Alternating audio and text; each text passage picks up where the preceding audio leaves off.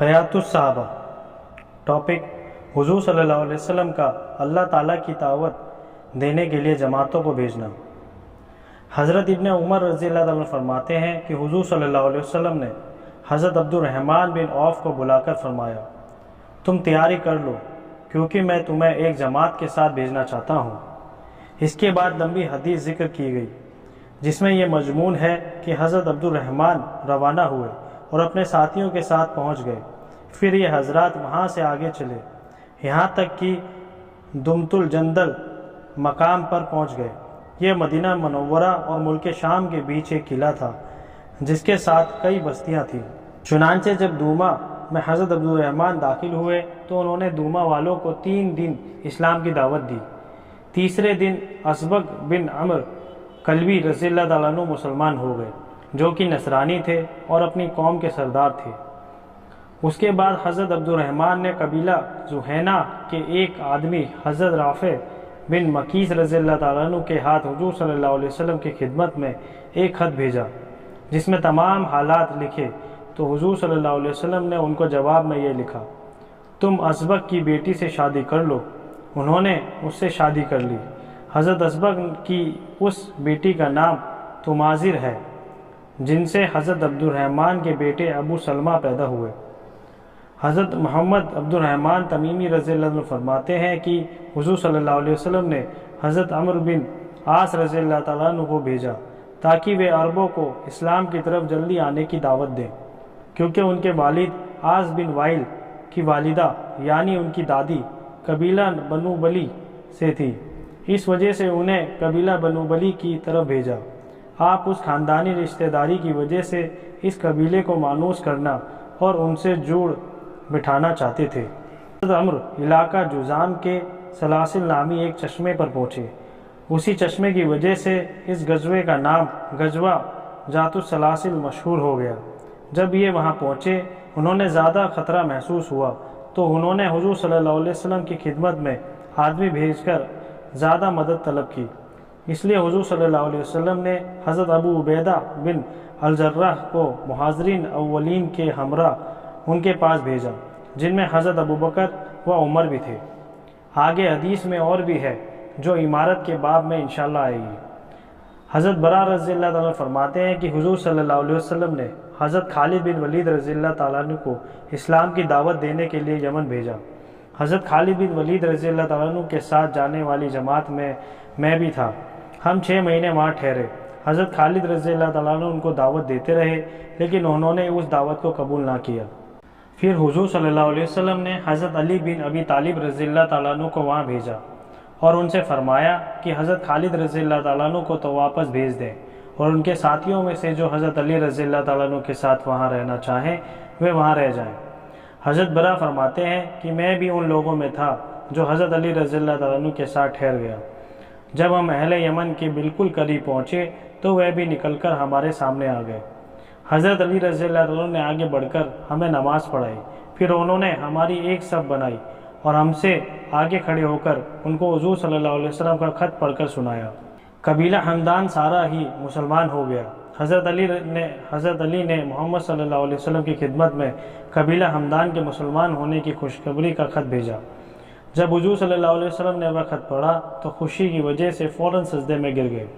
پھر آپ نے سجدے سے اٹھ کر قبیلہ ہمدان کو دعا دی کہ ہمدان پر سلامتی ہو، ہمدان پر سلامتی ہو۔ حضرت محمد صلی اللہ علیہ وسلم نے حضرت خالد بن ولید رضی اللہ تعالیٰ عنہ کو بنو حارث بن کعب کے پاس نذرانہ بھیجا۔ ان سے فرمایا کہ قبیلہ بنو حارث سے لڑنے سے پہلے ان کو 3 دن اسلام کی دعوت دینا، پھر اگر وہ اسلام کو دعوت کو قبول کر لیں تو تم بھی ان کے اسلام لانے کو تسلیم کر لینا، اور اگر وہ اس دعوت کو قبول نہ کرے پھر تم ان سے لڑائی کرنا۔ تب حضرت خالد مدینے سے روانہ ہوئے اور قبیلہ بنو حارث کے پاس پہنچ گئے تو حضرت خالد نے ہر طرف سواروں کو گشت کرنے کے لیے بھیج دیا جو یہ کہتے ہوئے اسلام کی دعوت دے رہے تھے، اے لوگوں اسلام لے آؤ، سلامتی پالو گے۔ پھر وہ سب لوگ مسلمان ہو گئے جس اسلام کی انہیں دعوت دی گئی تھی اس میں وہ داخل ہو گئے۔ حضور صلی اللہ علیہ وسلم نے حضرت خالد کو حکم دیا تھا کہ اگر قبیلہ بنو حارث مسلمان ہو جائے اور جنگ نہ کرے تو حضرت خالد ان میں ٹھہر کر ان کو اسلام اور قرآن و حدیث سکھائیں۔ اس لیے حضرت خالد ان میں ٹھہر کر اسلام اور قرآن و حدیث سکھانے لگے۔ پھر حضرت خالد نے حضور صلی اللہ علیہ وسلم کی خدمت میں خط بھیجا جس کا مضمون یہ ہے: بخدمت جناب حضرت نبی محمد صلی اللہ علیہ وسلم من جانب خالد بن ولید، السلام علیکہ یا رسول اللہ صلی اللہ علیہ وسلم۔ میں آپ کے سامنے اس اللہ کی تعریف کرتا ہوں جس کے سوا کوئی معبود نہیں، اما بعد یا رسول اللہ صلی اللہ علیہ وسلم، آپ نے بنو حارث بن کعب کی طرف مجھے بھیجا تھا۔ آپ نے مجھ سے فرمایا تھا کہ جب میں ان کے پاس پہنچ جاؤں تو ان سے 3 دن جنگ نہ کروں بلکہ ان کو اسلام کی دعوت دوں، اور اگر وہ مسلمان ہو جائیں تو ان کے اسلام کو تسلیم کر لوں اور ان کو اسلام کے احکام قرآن حدیث سکھاؤں، اور اگر وہ مسلمان نہ ہوں تو ان سے جنگ کروں۔ جیسا اللہ کے رسول کا حکم تھا میں نے ان کے ساتھ پہنچ کر ان کو 3 دن اسلام کی دعوت دی۔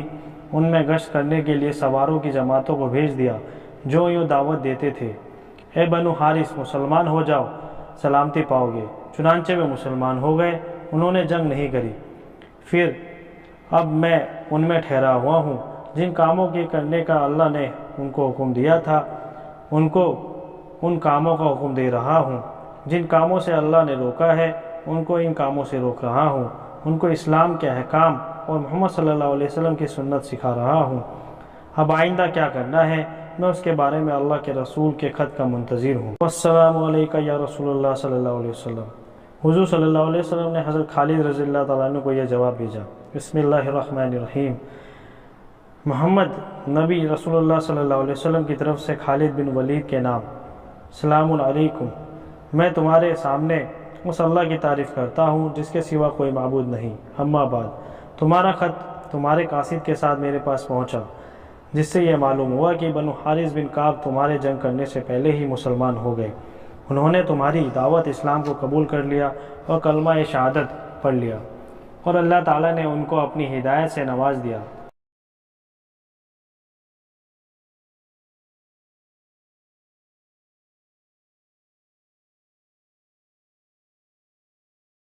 لہٰذا اب تم جاؤ، خوشخبری سناؤ اور اللہ کے عذاب سے ڈراؤ، پھر تم واپس آؤ، تمہارے ساتھ ان کی ایک جماعت بھی یہاں آئے۔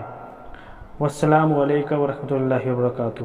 حضرت خالد حضور صلی اللہ علیہ وسلم کی خدمت میں واپس آ گئے اور ان کے ساتھ بنو حارث بن کعب کا وفد بھی آیا۔ جب وہ حضور صلی اللہ علیہ وسلم کی خدمت میں آئے، آپ نے ان کو دیکھا تو آپ نے فرمایا: یہ کون لوگ ہیں جو ہندوستان کے آدمی معلوم ہوتے ہیں؟ صحابہ کرام رضی اللہ عنہ نے عرض کیا: یا رسول اللہ صلی اللہ علیہ وسلم، یہ بنو حارث بن کعب ہے۔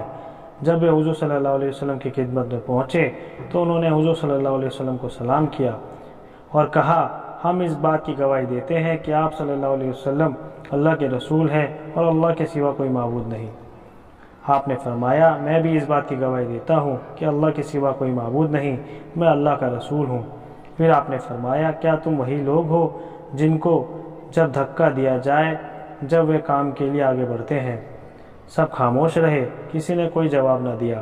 آپ نے دوبارہ سے پوچھا، پھر بھی کسی نے جواب نہیں دیا۔